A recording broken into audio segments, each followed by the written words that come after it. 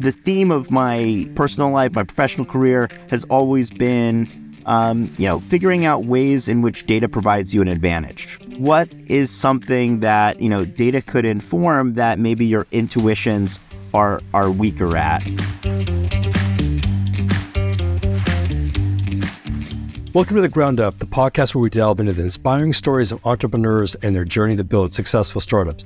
I'm your host, Jake Aaron Villarreal, and in each episode, I'll sit down with the founders to learn about their experiences, the challenges they face, the lessons they've learned, and the insights they gain as they turn their dreams into reality.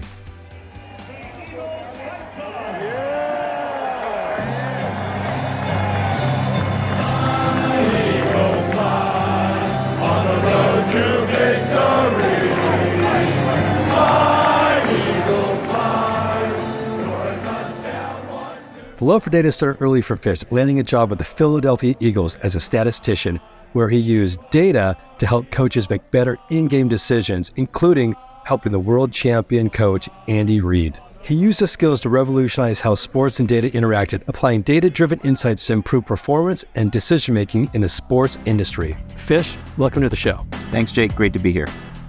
Cool. Well, we're going to talk a lot about you and your background and the company you founded, Mozart Data. Before we dive in here, let's take it back a little bit. Where did you grow up? Where are you from? Sure. I'm from the great state of New Jersey, grew up on the Jersey Shore, and eventually made my way out to California. Great. And what was it that led you to California? Well, I moved for graduate school. I was excited to be able to spend sort of most of my 20s in sort of advanced education. I like to say college was the best 10 years of my life. I moved here for graduate school and to the Bay Area, and then really never wanted to leave. Yep, great. Now, a lot of founders start in the basics of learning how to operate in a business, and then they start their own business. But I want to take it a little bit farther back. When you grew up, do you recall your very first job?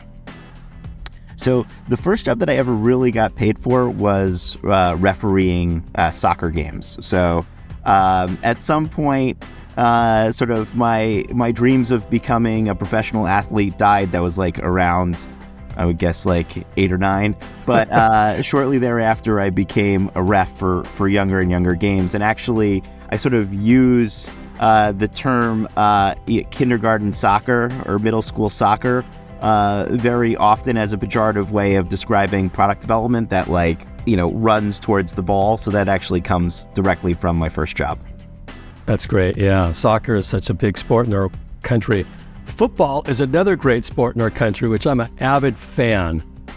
Now, I understand that you worked for the Philadelphia Eagles and supporting Andy Reid. How did you land that job, and what specifically were you doing for the Eagles? Sure. So I think it's now a little bit more commonplace that you find folks with sort of advanced statistics degrees in front offices. At the time, it was just becoming a thing. So in 2001, Michael Lewis's book Moneyball came out. Obviously, Bill James had been publishing this type of thing since I was born. And I really thought that there was a real opportunity in understanding football better. And I started writing letters, not emails, to NFL front offices, and ended up actually getting an opportunity with the Eagles. And I worked there at the start of the 2008 season, sort of doing what's now pretty commonplace. So I'd call it advanced analytics, but in reality, it was very much the basics of using statistics to make very, sort of advise on very basic decisions. So things like when to go for 2. I like to say I was one of the first creators of the Eagles 2-point chart. I'm sure it's been updated and is now way more sophisticated. But typically kind of just there's sort of a mathematical justification of when to go for 1 or when to go for 2 after a touchdown. And while it's true, like a coach's intuition here matters, what also matters is basically the numbers and how it affects winning, the likelihood of winning. And someone like myself could really sort of augment coach's decision making with things like the 2-point chart, when to go for it on 4th down, all of these types of analyses were becoming a little bit more commonplace in NFL organizations right around the time that I worked at the Eagles. But it was a very sparse community of statisticians in the NFL at the time. If you look at the NFL today, and even sports in general, let's just keep it with the NFL, how many statisticians or data analysts do you think they have on a team today? I think almost no teams have none. So, the theme of my personal life, my professional career has always been, figuring out ways in which data provides you an advantage. It's what is something that, data could inform that maybe your intuitions are weaker at. And, I think, nowadays, almost all the teams have such value on winning. They place such a high value on winning that they try to find wins any way they possibly can. And, you don't just get those wins on the field. It is really a whole organization, and that's everyone, top to bottom. And, one of the ways of, adding skill to an organization is to better understand its data. And that's true certainly across sports. And now you see almost like every professional sports team has typically a roster of folks that do statistical analysis. And there's basic sort of advantages. If you knew that a certain quarterback were biased towards throwing it, in a certain direction in the field, that could sort of inform, how you want to play your defense. And just sort of having that information just gives you sort of a competitive advantage on the field. And as a result, it wasn't that it was commonplace initially, but it becomes more and more of an accepted practice as you see teams that take advantage of that information and then sort of gain an edge from it. And, all coaches want are to have these advantages as they play this sort of, as they play this game, against other folks that are trying to get that same advantage.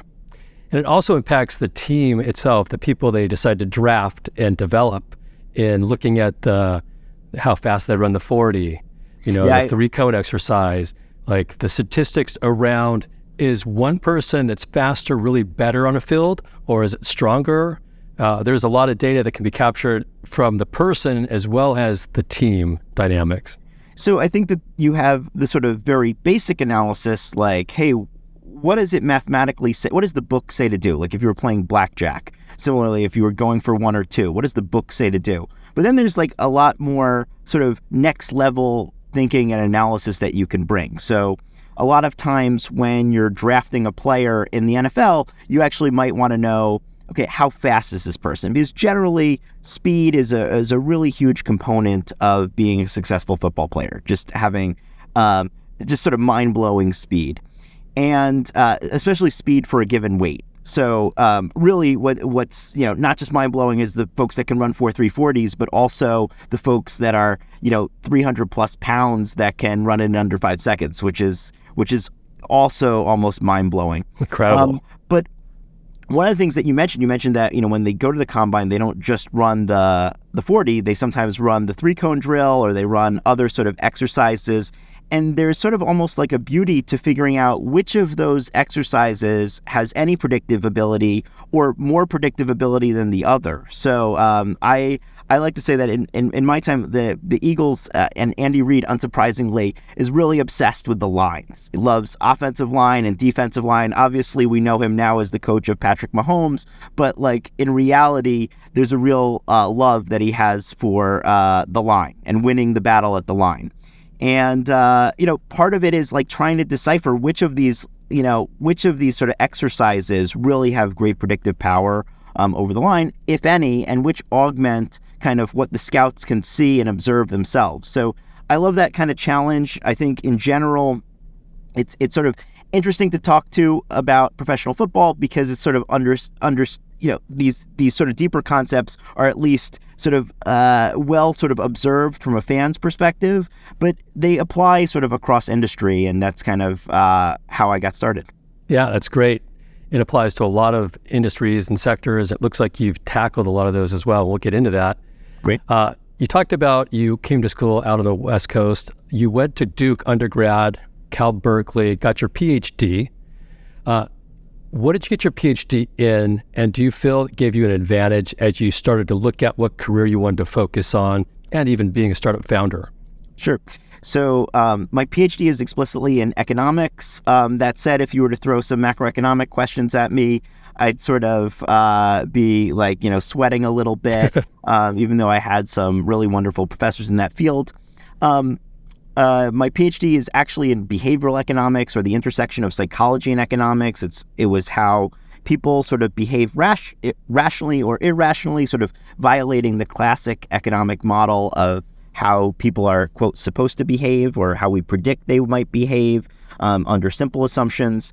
And I specifically was working in the field of empirical behavioral economics, meaning I would look at data sets. In my dissertation was, just to date me a little bit, was about how people react to getting a late fee at a video rental store. So now, maybe most of the audience won't know what that is, but I was really into studying kind of customer behavior, and I think the study of customer behavior has sort of been a note that's followed me all throughout my career. So in what ways is my PhD relevant to my work today? Well, always being sort of customer obsessed, thinking about sort of the customer psychology is always a big part of any sort of endeavor, especially in the field of technology, as you have many, many customers and you might be able to make a real inference off of them.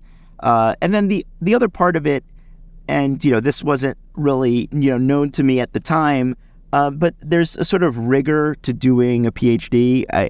I actually apply very, very little of it explicitly in my day-to-day. So almost nothing to do with a PhD in economics enters my day-to-day life as a startup founder, other than sort of a rigorous way of approaching a lot of problems, thinking about causality and relationships. So how does one thing affect another thing, and how to be sort of critical about, falling for the trap of these two things are happening simultaneously, therefore this one causes that.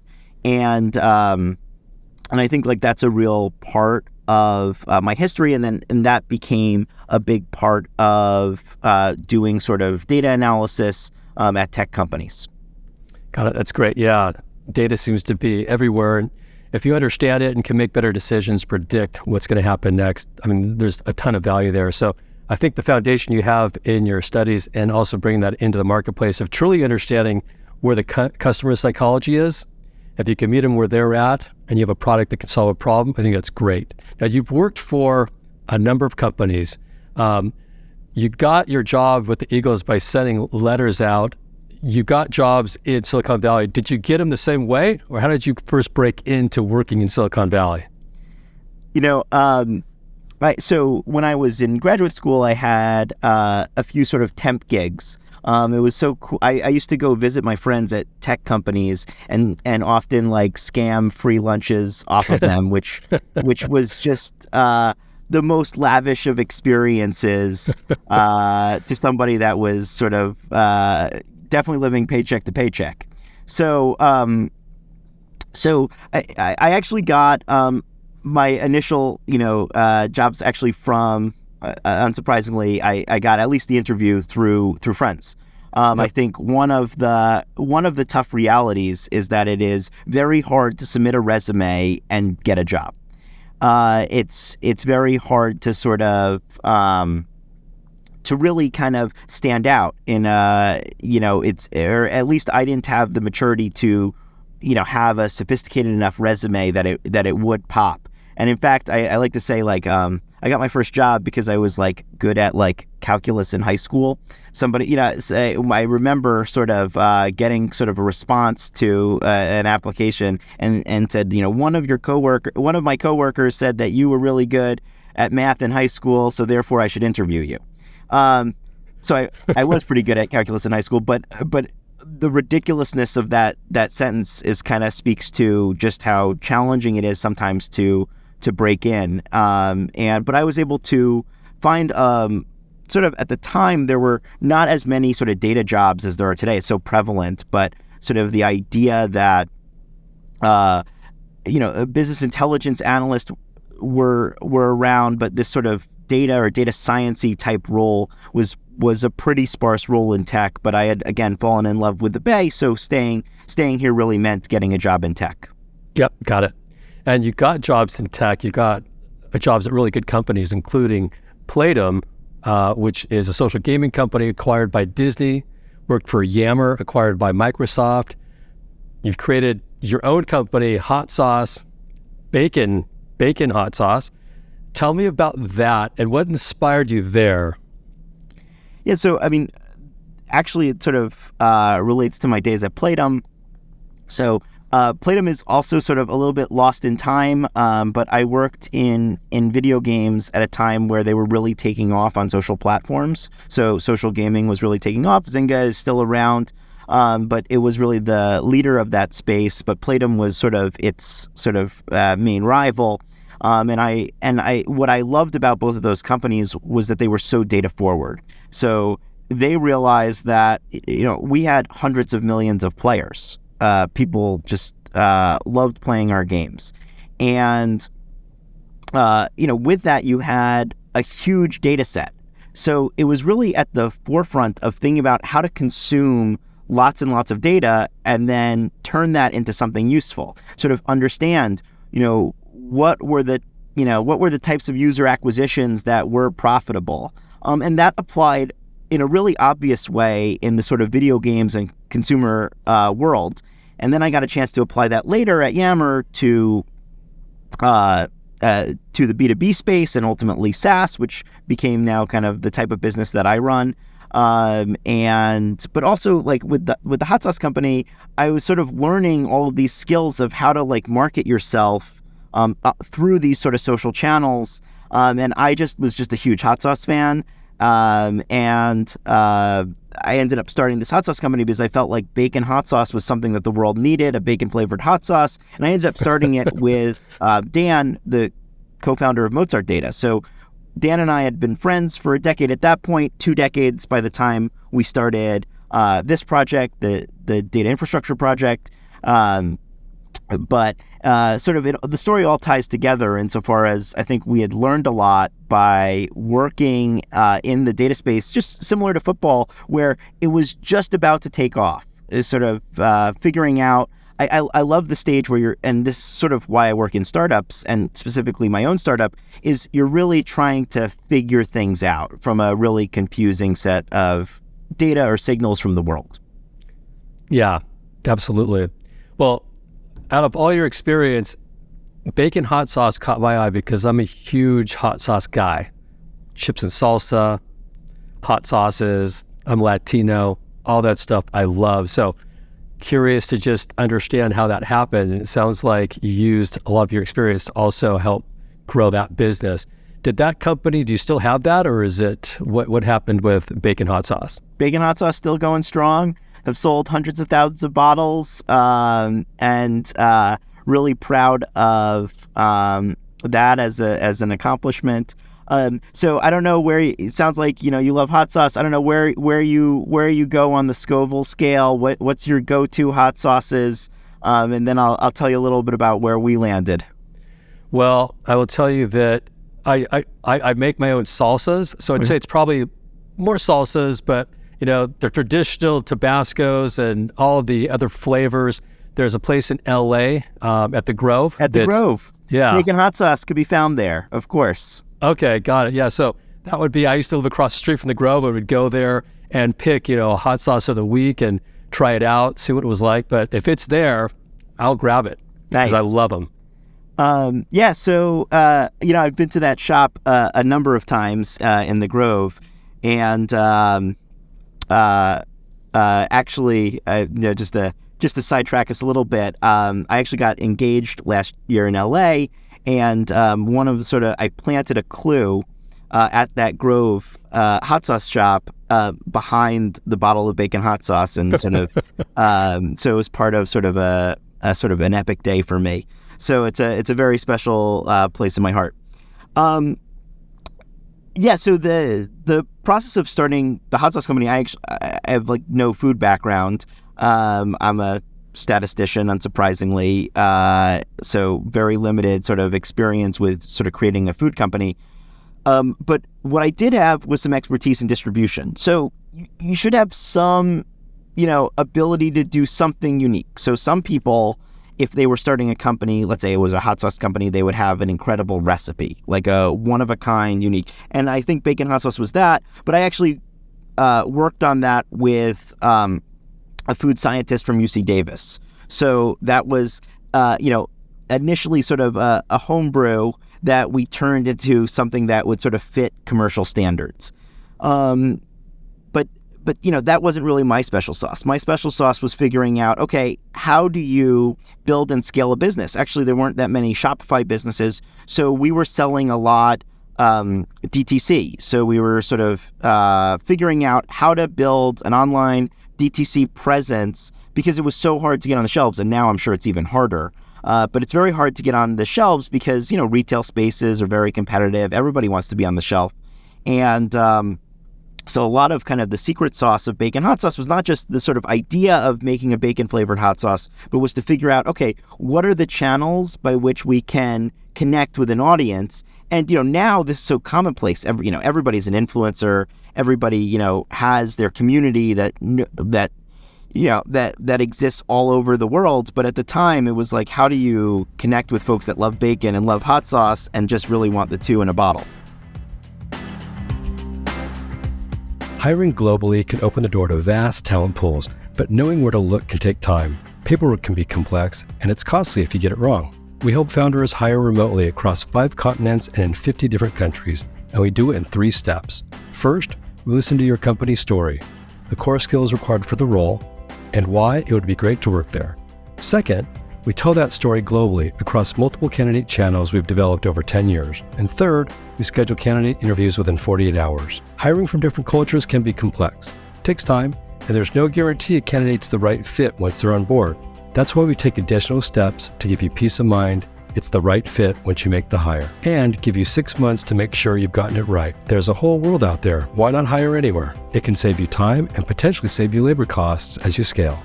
For a limited time, we're offering a $5,000 credit towards your first hire, and if it's not a fit over the course of 6 months, we'll replace them absolutely free or give you your money back. Go to matchrelevant.com and claim your offer with promo code MATCH2023. I admire that because I know it's hard to take a consumer product, especially a food product, and get visibility and also make a business out of it. And so to have done that for 7, 8, 10 plus years, you've learned a lot. And I'm sure you can apply that to really any business, but really cool to know that you have stuck it through with that and continued to have that in parallel with your startup. Now, to a very small extent, some of the things that I really wanted when I was running the hot sauce company was the relevant data from Shopify. We were a shop built on top of Shopify, which is a great DTC platform. And I wanted that data so that I could interact with it, understand which segments were working for us.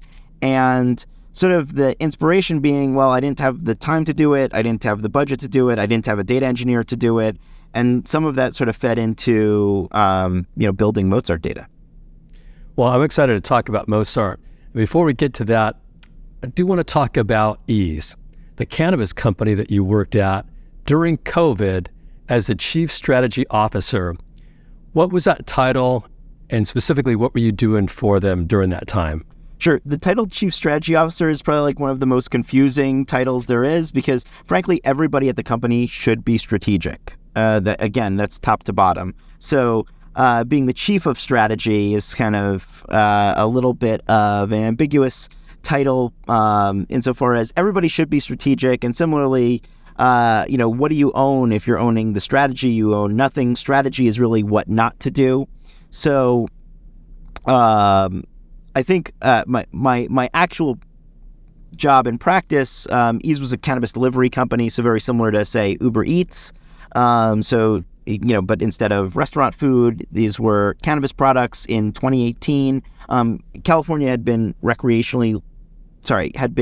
medicinally legal to sell cannabis for about 20 years at that point, and then transitioned after the 2016 vote to being recreationally legal in 2018 and for 21 and up. And we were trying to figure out, okay, how do we, make a business out of cannabis delivery?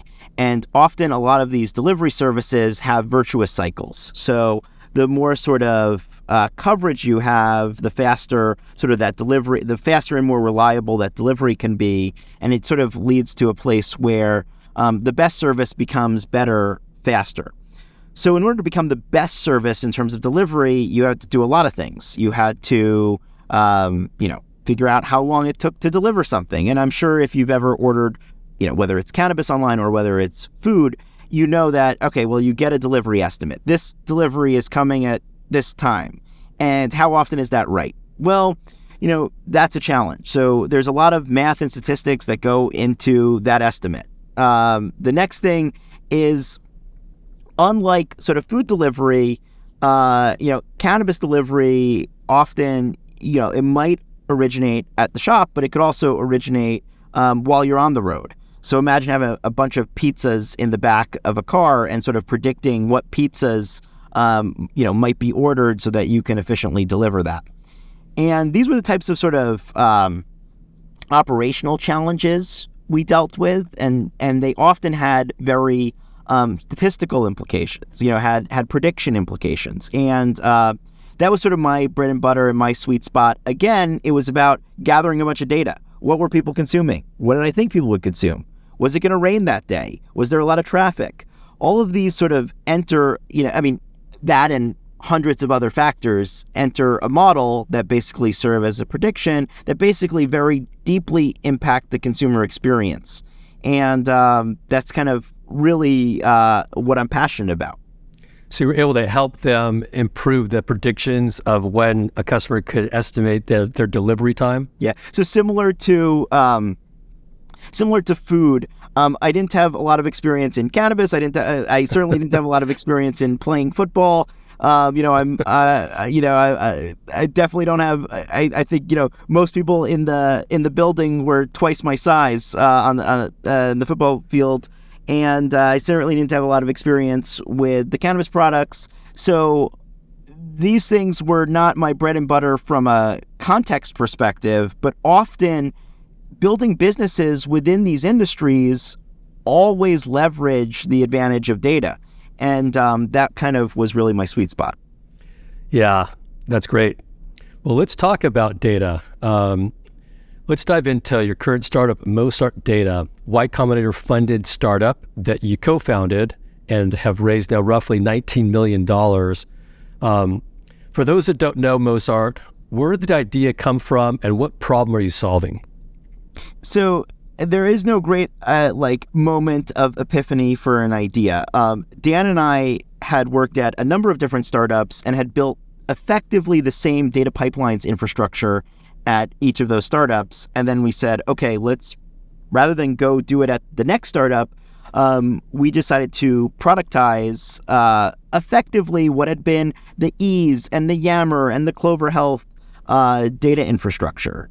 So the names of the underlying technologies had changed, but the philosophy of centralizing data and then providing tools for cleaning it in a reliable way was sort of very consistent at all of these different spots. And then we just decided to make that offering available to startups of sort of all capabilities. And traditionally, what's been the process of building that infrastructure, and what does your product do that potentially eliminates that today? Yeah, so this is not so way back in time. A decade ago, in order to get going with sort of a data infrastructure that could handle a lot of BI requests, you would have to hire a few data engineers. Some of their work would be to manage and maintain a data warehouse, and some of their work would be to move data from sources to that warehouse. And then some of their work would be to schedule sort of the canonical tables that would be used sort of downstream in BI. This would take a few engineers to do this, even at the scale of an early or late stage startup. So you're talking about hiring a few people, making typically a big data infrastructure commitment to a vendor, and then a few months later you could get going. And this is not, 50 years ago. This is like 5 years ago. Today, with Mozart or with other tools, you can basically get going in an afternoon. I mean, we like to say under an hour. And in some cases, it's under half an hour. With world-class infrastructure. So things that really make what existed 5 years ago look horrendous. And so again, the pace of improvement of data tools in the last 10 years is just incredible, partially because of data volumes, partially because of teams investing in it, partially because there became a discipline around it with a lot of expertise. So what we do explicitly as a company is we sort of obsolete the need for a data engineer. So somebody that's data savvy, an operator that kind of is really comfortable operating in spreadsheets or write some SQL, can do all of the work that you used to have to hire a small team of data engineers to get started. We do it all in under an hour. And not only that, we have sort of a usage-based plan that starts at free. So most companies, instead of making giant investments in terms of time and people costs and infrastructure costs, you now can get started in under an hour with no data engineers for free. So this is not the pitch. It just happens to be, mind-blowing for me as somebody, a decade ago that would make, millions of dollars of, company investment into building, something that's worse than what exists today out of the box. That's incredible. When you say free, I think that should open everyone's eyes up. When you say eliminate data engineers, which are hard to find, and when you do, they're expensive. So that also lends to the fact that what type of people do you need to have on staff to implement what you have? So it ranges. So we have, sometimes the folks that implement us are the CTO. Maybe it's a founder of a small company that is the technical person that really wants to get involved with the data. They probably are juggling a lot of other tasks, setting up a lot of other infrastructure or building product. But sometimes that person is an operator on the business operations team or the sales operations team or the marketing operations team. Whoever that person is, we try to meet them where they are. So if your skill set is more technical, there's lots of ways to achieve all of the specific technical requirements that you have. And if your skill set is more, I sort of know what I want to get from the data, and I don't necessarily have the data engineering chops to do it, I think a lot of our product is very self-serve, very sort of drag and drop, such that you can, get started and connect your data sources, again, without any data engineers. So the answer to your question is, who uses us? There's actually a wide spread of, technical capabilities and roles. And what we try to do is, again, eliminate the need for this expensive, difficult to find hire, and sort of meet the person where they are in terms of what capabilities do you bring to your data sets. That said, we do want to, interact with folks that are data savvy, that kind of have a thought, okay, well, if I knew, maybe again, to go back to the first example, if I knew how often, the Eagles could convert on third down, that would inform whether I should go for it or not go for it. So they have a data savvy question. They're already thinking about the world in terms of the data, but they maybe don't have, again, the engineering chops to actually deliver kind of what they need in a repeatable, scalable fashion. Do you have professional services too, that if they don't have answers based on what the app's telling them to do, that you can come on site or they can subscribe to a different level to get support? So the answer is yes and no. So we certainly do have professional services that we do, sell alongside Mozart. We also have professional services like implementation that we include with our packages. And we also have a lot of partners that are real experts in like what is the get going version of charts that you might want, and like being able to tweak it to the specifics of the business. I mean, one of the things that I see all the time is that every business has really important sort of caveats on their business. So I like to say, when Dan and I started the hot sauce company and we were looking at our data, we found that we found that there were two customers that were by far our best customers. And one was in suburban Ohio, and one was in suburban New Jersey. It was Dan's mom and my mom. And if you sort of decided to take that insight and then apply your ads to it, you would say, okay, let's go out and buy all the Facebook ads we can for middle-aged women in Ohio and New Jersey. And this would be actually a terrible strategy. In fact, it's very important to, clean your data sets and think about sort of how to clean your data sets. And that's very specific to understanding the business. There's sort of an art to that. And I think, again, I think that's part of, so professional services are part of our offering to get you started. So we do like to give you a push in the back, though it is largely self-serve, and most companies just succeed at doing it all themselves. But I think sort of that next step of like trying to set up try to derive insights. There you want to have somebody that's really data savvy doing that, and that can be internally because you understand your business really well, or it can be externally, and we have a lot of partners that we work with there.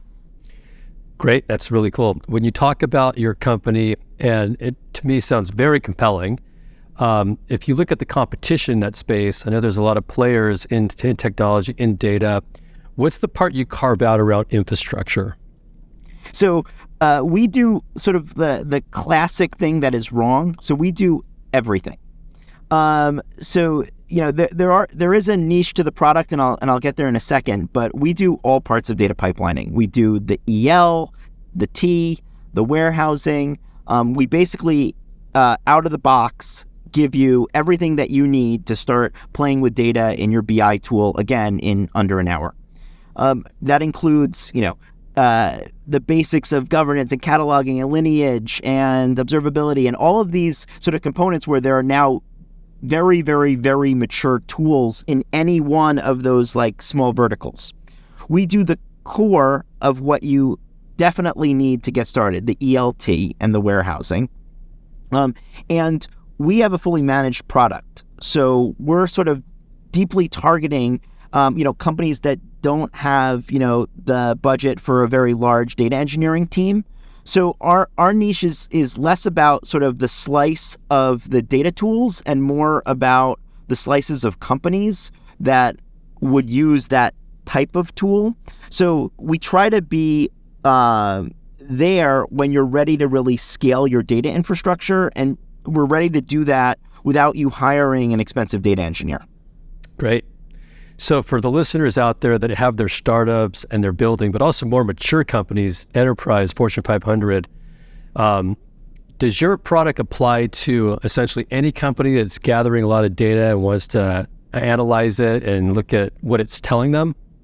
So, you've sort of, you've set me up here because, I've got like a little bit of founder bias and founder goggles on, and I do think our product is great for everyone. And I am a big sort of believer in everybody should be using data. And it's sort of one of our, credos is like, every company should have access to the power of the modern data stack. Again, I sort of went halfway through this conversation, I went on a rant about how incredible the modern data stack is relative to the tools that were available 5 years ago.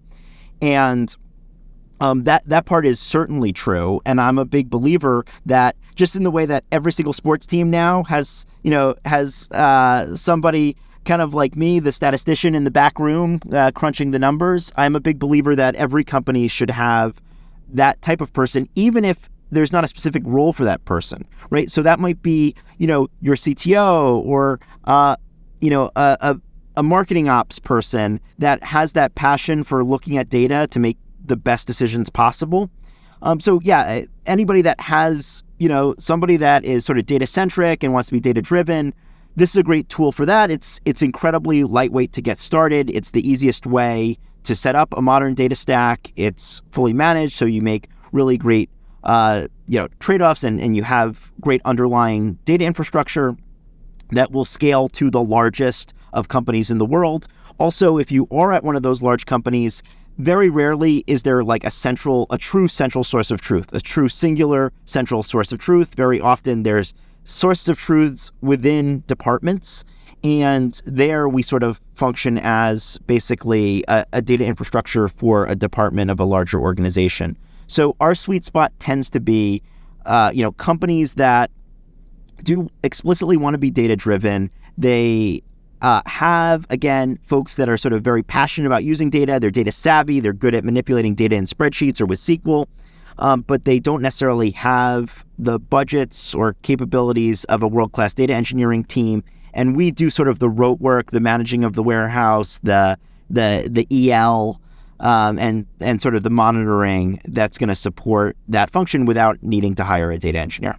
That's great. Mm-hmm.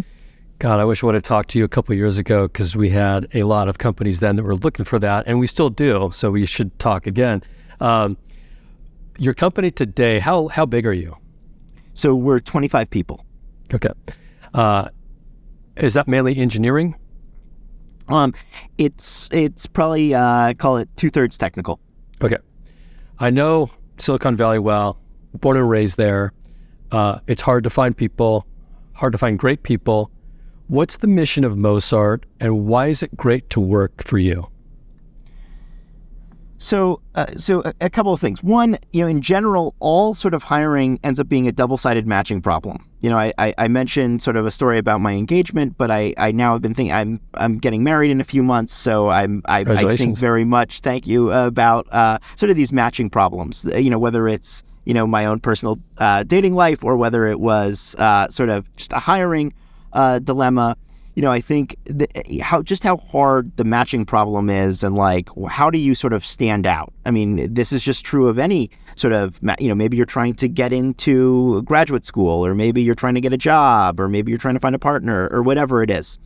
And sort of the challenge is actually like, you want, with jobs, especially given that it's like, it's very hard to disentangle, you actually want to be very transparent about kind of what your company does and is and believes in and prioritizes. And, some of that can be expressed through your company core values, and we have a number of them. And they tend to be sort of oriented around like a growth mindset. So they also tend to be oriented around sort of the Pareto principle. So at some companies, you like to work on problems all the way to the fullest, right? So if you think about going to work at OpenAI, maybe a hot company right now, you're not going to be like working on the initial, you're not going to be working on GPT-1. You're going to be working on GPT-6, whatever it is. You're going to be trying to solve the edge case of,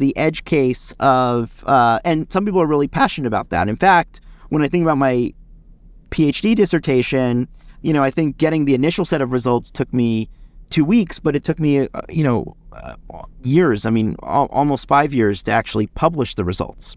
So if you think about sort of the difference between sort of getting an answer and getting an answer really, really, really right, that can often be the difference between the types of companies. I mean, I would think that it would be a very exciting place to go work, so let's say OpenAI, but that you're really dealing with really, really, really deep and specific technical problems. When you work at a startup, you're typically trying to 80-20 a problem, and that's one of the sort of core values of our team. So we're sort of in the classic, Valley move fast and break things type philosophy, but really it's more just, for us, the move fast part is really mission critical, and having a really strong sense of trade-off. So that's something that we value a lot. We're very transparent about that in the hiring process, and it sort of feeds into our interview questions, and it feeds into kind of how we present ourselves to the candidates, and from the first moment of a hiring reach out, we want to be really clear about how we operate as a company and whether or not that's the right fit, because we are only 25 people. So you add one more person, that's 4% of the company. So you're really making huge changes to the company and to the company culture with each person that you add, and what you're trying to do is basically make sure that it's just sort of generically aligned, so that you can add individual pieces, and that makes it a richer picture and like evolves the culture, but it sort of is consistent with how we like to do development, how we kind of like to to work with our customers, and how we like to work with each other. Now you're in the Valley, in Silicon Valley. Is this? Are you a remote first company too? Remote first, remote always. So Dan and I founded the company in April of 2020. So that tells you, first of all, that we didn't found the company hanging out together on a couch.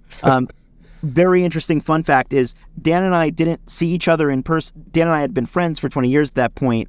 And we spent every sort of moment of the day, on Zoom together.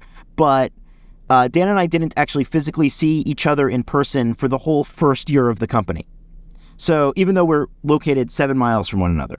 Incredible. So, that was just the reality of 2020.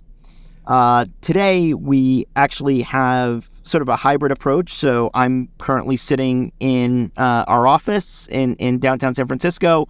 We have a small sort of space that we use in downtown San Francisco. We have a small space in Denver, but the company is located all over the U.S.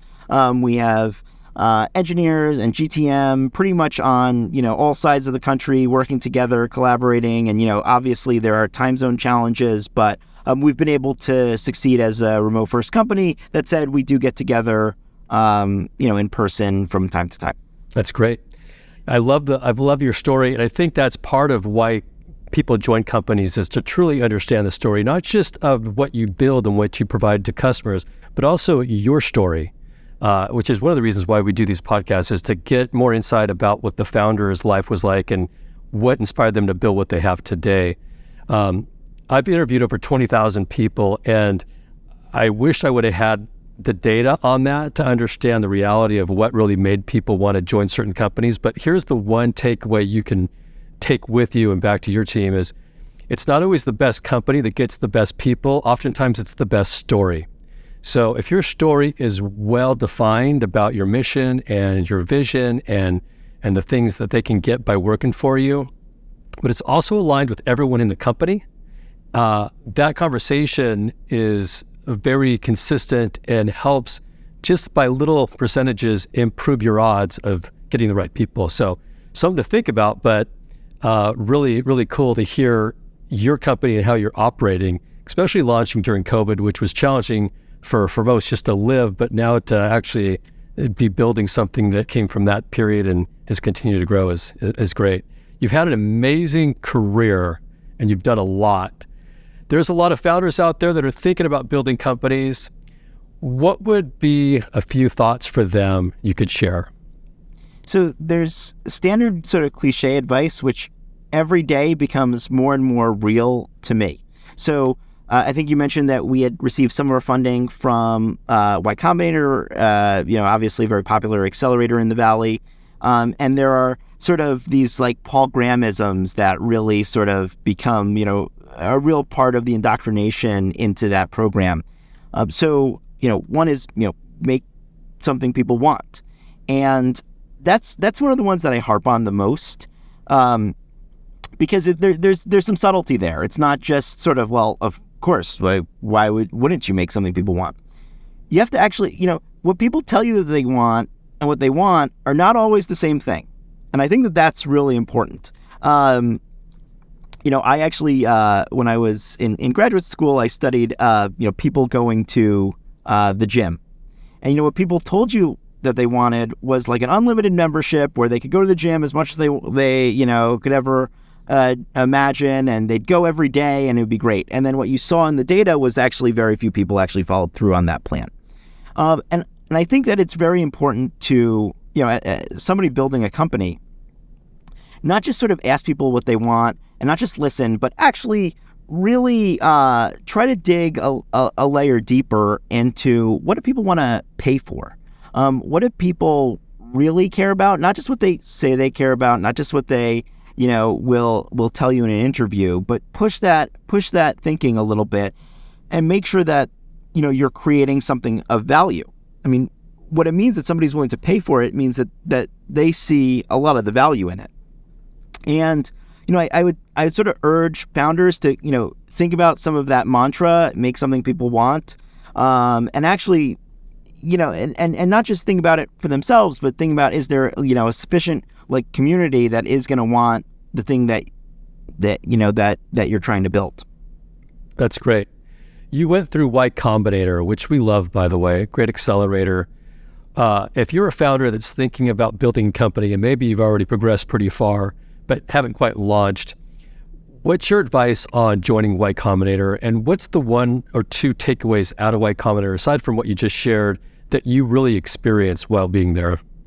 So, Y Combinator can sort of be split up into two different parts. It was a 3-month program for us. They run 2 sort of 3-month sessions each year. We were in the summer 20 batch. So shortly after we launched the company, we launched a basic, if not bad, version of our product, and then ultimately applied to Y Combinator and initially got waitlisted, but ultimately got into the summer 20 batch and participated in that batch. So the first half of that is really about shaping your product, is about sort of pushing the product and the partners having real disbelief in the sort of in necessarily the product's, quote, inevitable success that it is, at least in your mind. And then the second part of that is fundraising. So you start off by really trying to push the product to a place where it could find that product market fit. So find a product that you ask the right questions at its launch, so that you're quickly and rapidly iterating and trying to find a product that could have sort of the embers of the tinder for a product market fit. And then ultimately the second part, you're trying to figure out how to raise the capital or not raise the capital. Many Y Combinator companies just take the Y Combinator funding and then say that's good enough for us to get to a certain point in our journey. So for us, we raised a seed round of $4 million after demo day, which is sort of the end of the explicit program. But we've stayed in touch with our partners for the past 3 years, or for the past 2.5 years since graduating, and sort of they're constantly sort of. I would say it's like going back to camp or going back to high school or whatever it is. There's that same sort of push and challenge that they'll give me even now a few years later. So that's sort of the split of what happens during Y Combinator. The way that one gets into Y Combinator is you put together a compelling application. We had a few folks help us with the application that were alums. As well as sort of submit us as recommendations, some folks that I had previously worked with. Dan himself was a 2-time YC founder. So Dan had previously founded a company that did YC in 2010. So we obviously started from a place of being very familiar with that accelerator. But then we had a very difficult interview process, which was, I think there's a bunch of very well-known questions that they ask you, but they ask you it in blitz fashion, in a very hard style and a very sort of, conversational but challenging style. And we actually didn't have, in my mind, in hindsight, the right idea going in, and they were very challenging of that idea. They, perhaps liked us as founders, but really wanted to see us, produce something or talk to more customers, or not just sort of rest on our laurels. Dan and I had a longer career than a lot of the folks that maybe apply. So I think there's sort of the component of how do you get in, and that is be extremely prepared for that interview, have a real perspective and a depth of appreciation of a customer base and a subtle understanding there and an angle into how you were going to approach that customer base with a product that you could build. And then from there, how do you effectively build that product, and then how do you raise money to scale the company if that's your goal? That's great. I know a lot of people try and get in, don't get in, but congratulations on making it through, getting the funding, building a company, and it sounds like sky's the limit with data. So we will absolutely keep our eyes on Mozart Data and yourself. Thanks today, Fish, for joining. Appreciate your time. I look forward to catching up with you in the future. Great, absolutely.